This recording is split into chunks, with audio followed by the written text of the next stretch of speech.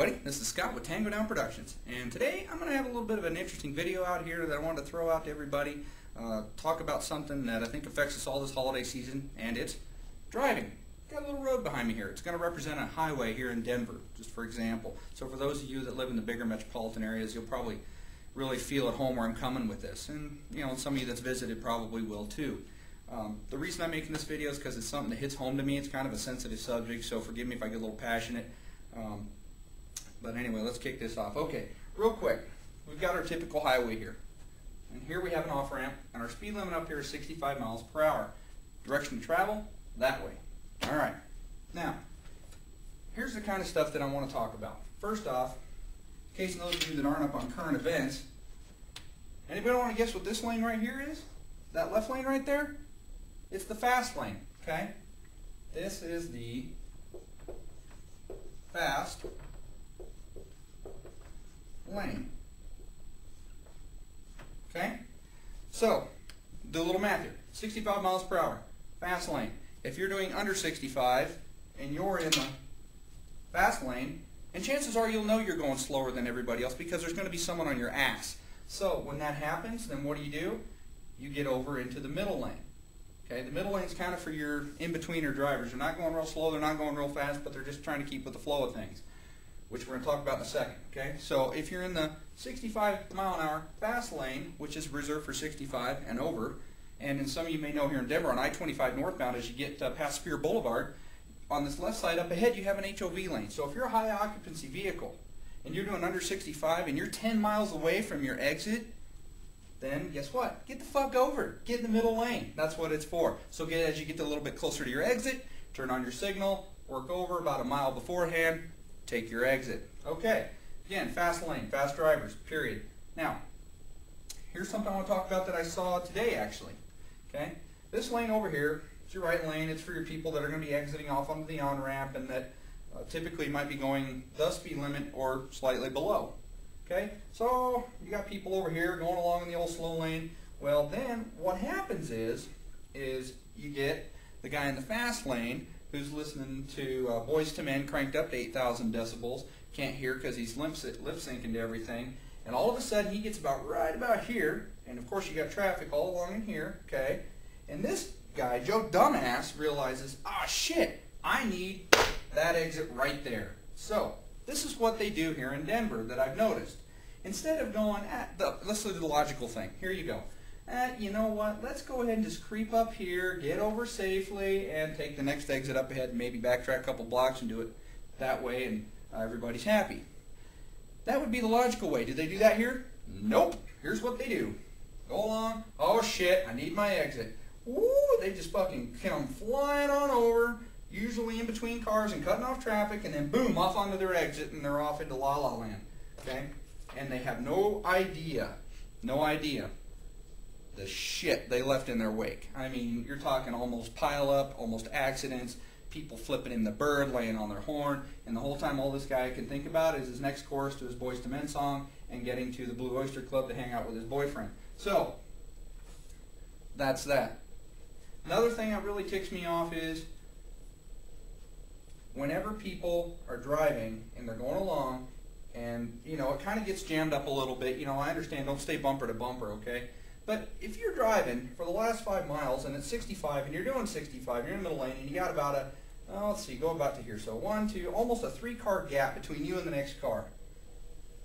Do a little favor. I know everybody says, well, what about the 3-second rule, Scott? 1 Mississippi, 2 Mississippi, 3 Mississippi. That way I got time to hit brakes and not get into a rear-end collision. That is a smart rule, and I'm not taking any way away from that. Again, though, you can bring that gap a lot closer and still hit the 3-second rule or just under it. And trust me, I've never seen anyone on the highway, aside from Joe Dickhead cutting everyone off, slamming on their brakes. Typically it's, oh crap, got to slow down, so everybody kind of lays on their brakes heavy sometimes, slows down, but they don't typically just lock up their brakes. If they've done that, that means some dickhead's tried to cross the highway on foot and they're trying not to splatter into him, or they saw an accident up ahead that just occurred, and so they're trying to slam on their brakes and avoid it because they're not paying attention to what the fuck they're doing on the road. So when you're driving, close up the gap a little bit. Slow drivers, stay out of the fast lane, And Joe dickheads, when you're listening to Boys to Men, pay a little bit of attention, pull the earbuds out of your ears, or turn down the radio, and let's just get over safely. Something I want to talk about, I'm sure you guys are going to ask, what about cell phones, Scott? Oh yeah, let's talk about cell phones. Alright, if you've got a cell phone, in today's world and technology, and I drive down the road, and when I see them glued with that shit to their ear, and they're driving down the road doing 55 in the 65 with that thing glued in there, you know what I want to do?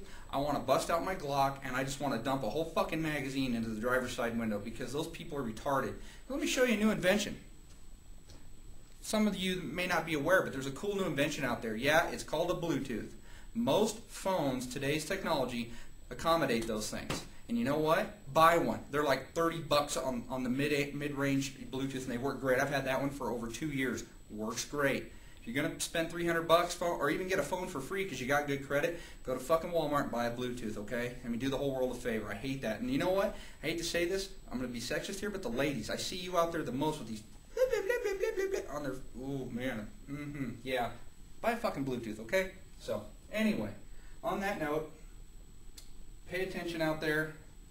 Just drive, okay? You know, just drive. And here's the thing, you know where you're going beforehand. I got a TomTom navigation system that my wife got me a couple years ago for Christmas, and you know what? I love that thing. I love that thing. They say guys never ask for directions. Well, in today's world, that's true, because I buy a fucking navigation system and I plug the address in and go. It puts me right on the doorstep of where I'm heading. You know, or just know beforehand where you're going. If you don't know where you're going, know beforehand. That is huge. That is huge, because then you may not do what Joe Dumbass does and get all the way up here and go, oh shit, I need that exit over there because freaking Walmart's clear the hell over here and I gotta get over there to get my wife her freaking Christmas present. So you're doing the Joe Dumbass thing and pissing everyone off in between. So don't do that.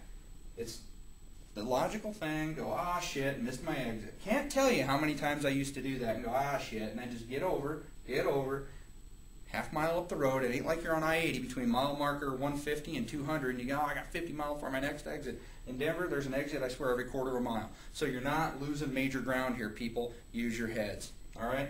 So that's pretty much it. You know, I'm just saying, just drive. Just drive. Be smart about it. Close up your gaps, fast in the fast lane. If someone's screaming up behind you in the fast lane doing 80 and a 65, which it'll happen, sometimes even faster, pay attention. Look in your rearview. Oh shit, here comes a fast mover. Click on the turn signal and get over. Oh, one last thing. This is what I want to touch on. This happens in Denver more than anywhere else I've ever driven. In California, it doesn't even happen this way. Oh, this killed me. Okay? Car, cruising along. Guy coming up. Ah shit, need my exit. Turns on his signal, does the decent thing, turns on his turn signal, and all of a sudden,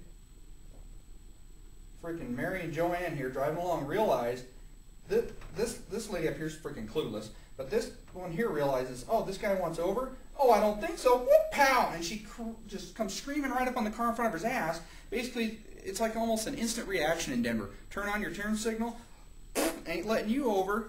What in the hell is up with that?